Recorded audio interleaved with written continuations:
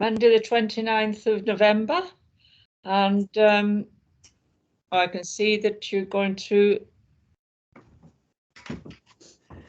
recording has started. Are you all happy with that? Yeah. And first of all, we'll have the roll call. So I'm Councillor Doreen Jones, as you know, and I will do my little bit first of all. Could I remind you first of all to switch your phones to silent for the duration of the meeting and refer you to the protocols for remote meeting which have been previously circulated. Your microphone should be switched to mute unless you are speaking. Should you wish to ask a question or make a comment, can you please indicate either via the chat function or by raising your electronic hand. I will assume you have all read the paperwork before us today prior to the meeting. Please only use the chat function to indicate if you wish to speak as an alternative to the electronic hand function or to raise any technical issues, and we seem to have had a few of those so far this afternoon. When raising a question, can you please indicate which page number you are referring to? And the first item on the agenda today is to do a roll call. I'm Councillor Doreen Jones, the Chair, and I am present. I'll call on Nadine now, to the Democratic Services Officer, to take the roll call. Nadine? Thank you, Chair. Councillor Dean Causey. Present, Nadine. Councillor Scott Bamsey. Present, Nadine. Councillor Sharon Freegard. Present, Nadine. Councillor Nigel Hunt. Present, Nadine. Councillor Simon Nile. I'm here, thanks, Nadine. Councillor Ted Latham. Yeah, I'm here, Nadine, thanks. Councillor Anthony Taylor. Present, Nadine. Is Councillor Jane Jones here yet? She might be a bit late. No. Right. Councillor Carol Clement Williams. Apologies from Carol, Nadine. Okay, thank you. Councillor Leanne Jones. Present, Nadine. Councillor Alan Lockyer. Present, Nadine. Councillor Peter Rees. Present, Nadine. Councillor Peter Richards. Present, Nadine. Councillor Annette Wingrave. Yeah, Nadine, she gives her apologies. She's on holiday. Thank you. Okay, thank you. Councillor Mike Harvey. I'm present, Nadine. Thank you. And we've had apologies from Councillor Hale and Councillor Sandra Miller. Officer Sheena Rees. Present, Nadine. Catherine Lewis. Present, Nadine. And Amy Hutchins. Yep, present, Nadine. Okay, and that's it. Thank you.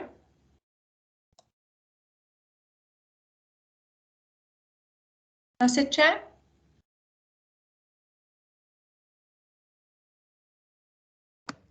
There we are. Okay, off we go then. Next item on the agenda is the declarations of interest. Are there any? I don't see any indications. No. And therefore we'll go on then to the minutes of the previous meeting held on the 20th of September. And these minutes are for approval. Are there any corrections before we go on to the minutes? If not, can I move that they are accepted? And can I have a seconder? I second, Chair. Thank you very much.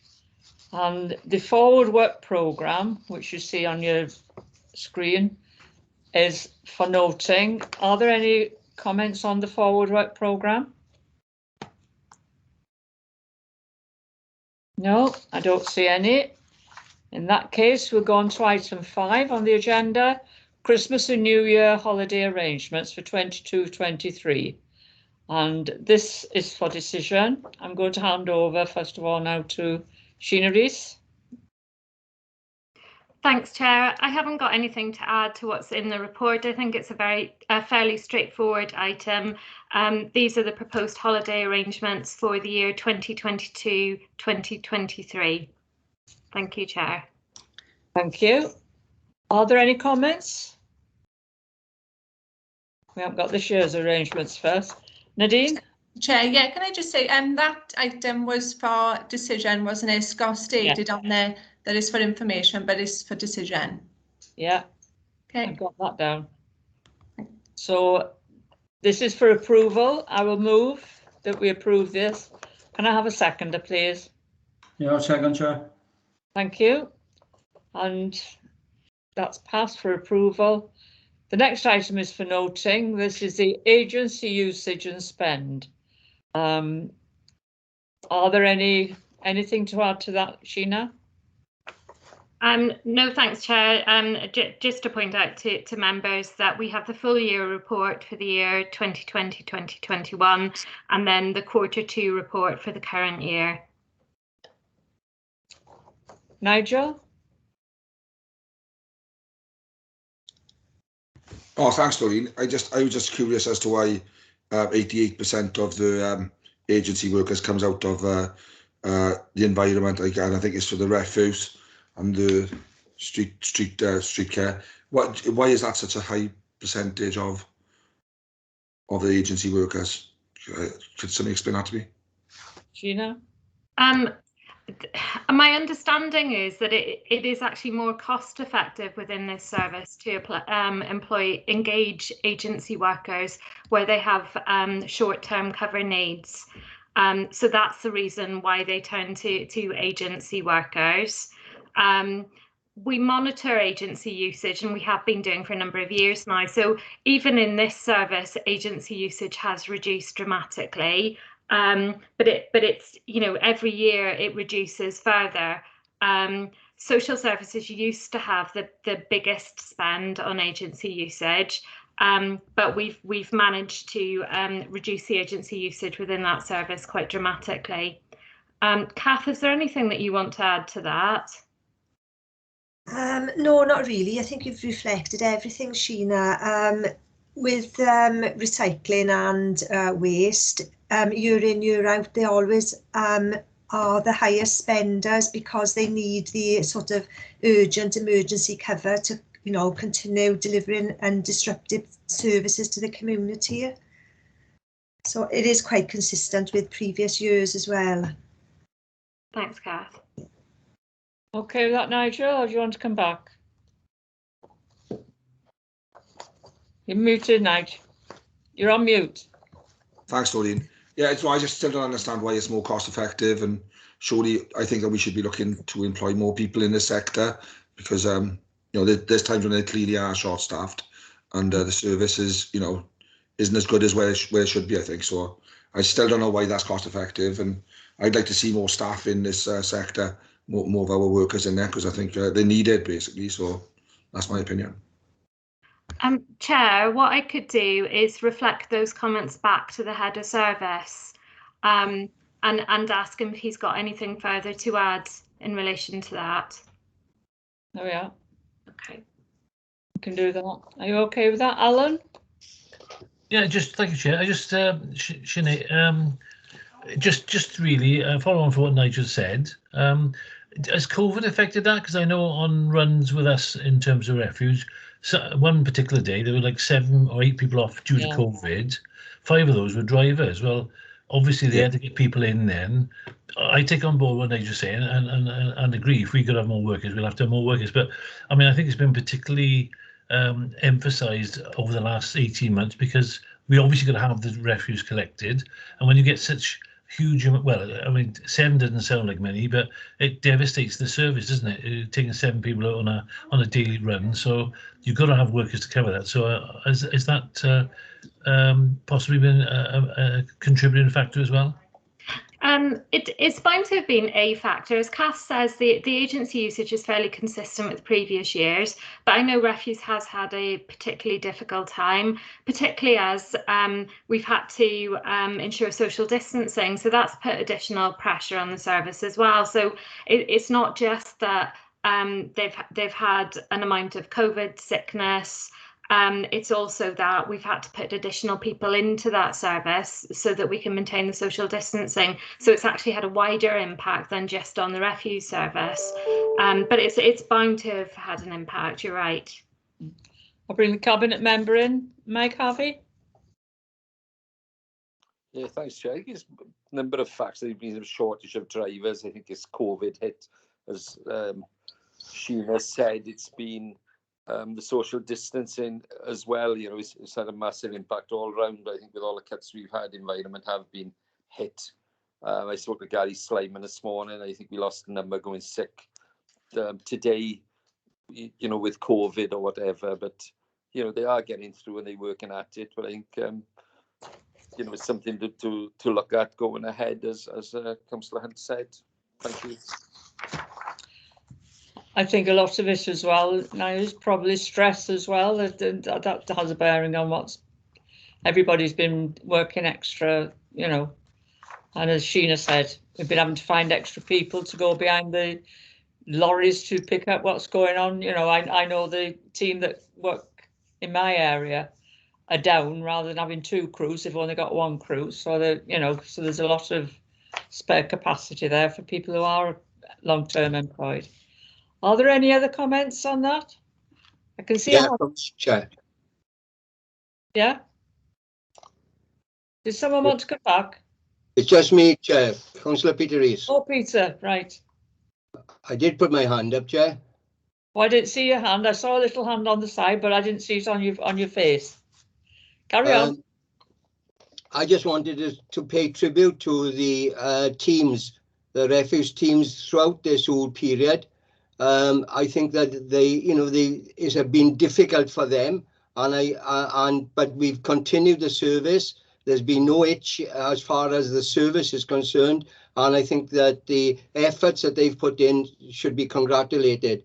There's one question I would like to ask Nigel. Is, you know, he's talking about employing more people. Where are these people coming from? Because quite frankly, it's very difficult to get people to do this kind of work.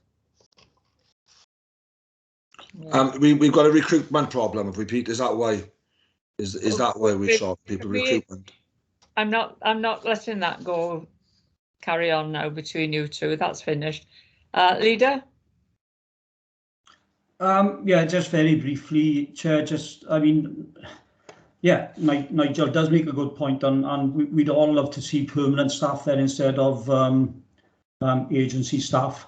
I think the important thing for me, whether it's agency staff or our full-time staff, is that we've kept the service going. Yeah. And I think they all deserve credit for that. And I mean, on the last point that Peter made there, I think it was stated in a seminar we had last week that there's 260 vacancies throughout the county borough that we're trying to fill. But no, yeah, I'd love to see NPT staff within those services. But the important thing for me was that we kept the services going, and if we have to rely on agency staff to do that, then I'm all for it. Yeah. Okay. Right. Who else has got their hand up? I have, Chair. Right. I'd just like to go on record on saying I have nothing but respect for the people who work in refuse and in street care teams. I have nothing but respect for them. I just think that we should have more numbers on there. We had an 8 million underspend last year. There is money, and I think that some of that resource that is a totally separate thing, Nigel. I'm going to stop you there because but I want to be put on record as saying. It's for a discussion here. It's for a discussion somewhere else. So we'll leave that there. I take on board what you've said about and I'm sure that if things were different, I'm quite sure that we all agree with you. But in the circumstances and the past 2 years that we've had, nearly 2 years, and we don't know what's in front of us next year, to be honest. So, you know, we've got to do what we can to keep services on the front line going. So that article, that item on the agenda is for information only. The recommendation is on page 25, 26, and that's for noting. Right then, the next item on the agenda is the Frontline Employee Survey and the feedback and the actions taken from that. Sheena? Thanks, Chair. So this follows on from the survey that we carried out earlier in the year in relation to our office-based employees, and which you've had previous feedback on. In terms of the frontline workforce, our response rate was lower than we had for office-based employees. I think that probably reflects the fact that this group of employees are out and about in our communities and not necessarily sitting at a keyboard as part of their job. So perhaps that reflects the lower response rate. What I can say is the response rate was proportionately spread across the frontline workforce. So we can consider it reasonably representative of the workforce. What I've included, so in the appendix, you've got the full quantifiable data that we had from the survey. I've given you some headlines in the cover report. So notably, 76% of the frontline workforce felt safe and protected from the coronavirus at work during the course of the pandemic, which is good for us to hear. We also had thousands of narrative response, sorry, not thousands of, we had hundreds of narrative responses. So Amy, who's on the call today, she spent some time during half term analysing the narrative responses and has pulled out some key themes which are included in the cover report, along with what we intend to do around the feedback that we've had. It's mainly ensuring better communication.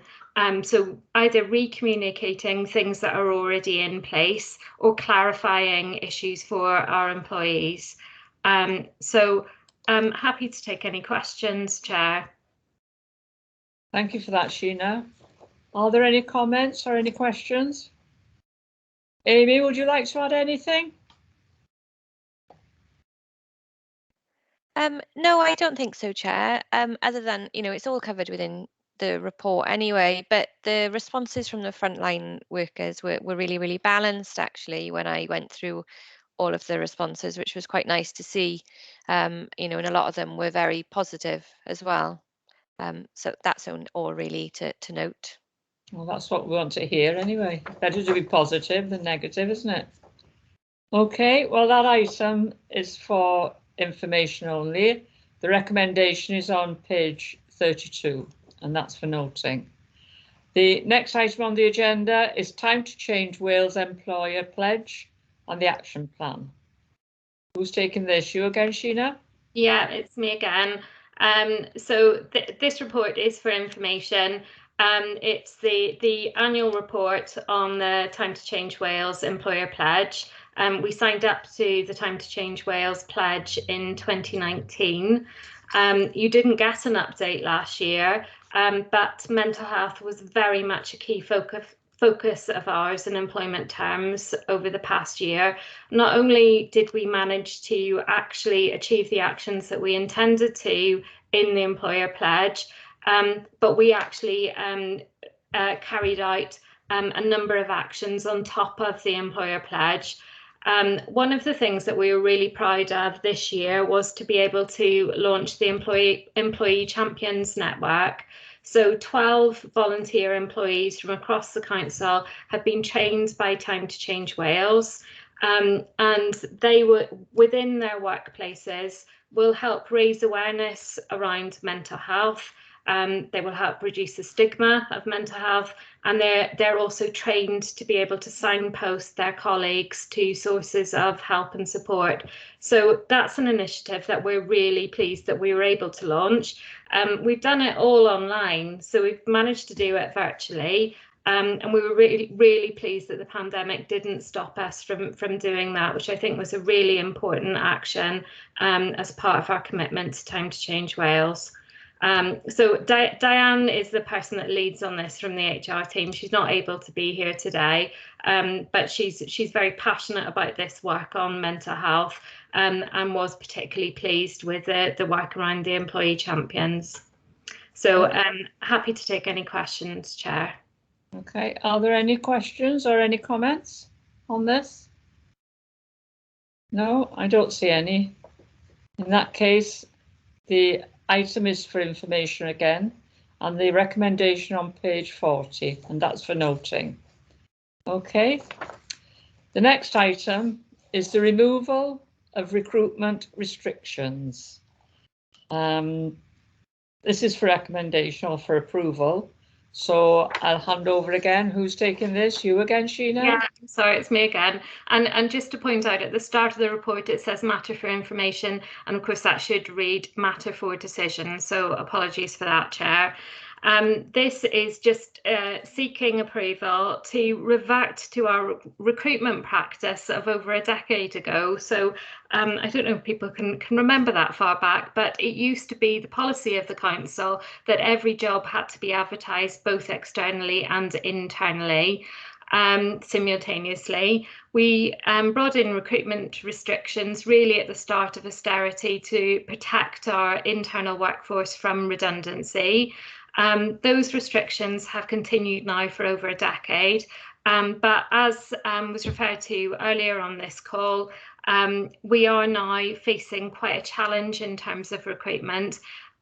We actually have more vacancies than we have applicants at the moment, and it doesn't make any sense for us to have a restriction in place, which is the only thing it's doing is making our recruitment process longer.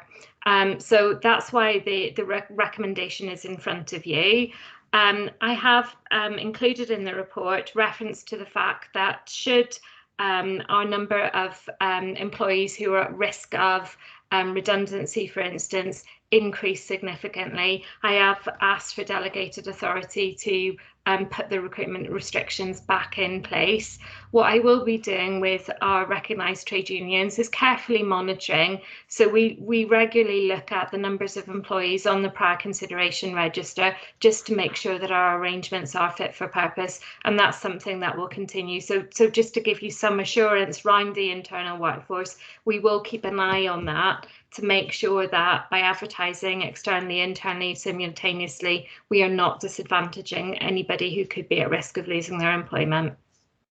Thank you for that. I think one thing that this council is very good and got a good reputation for is working with our trade union colleagues as well.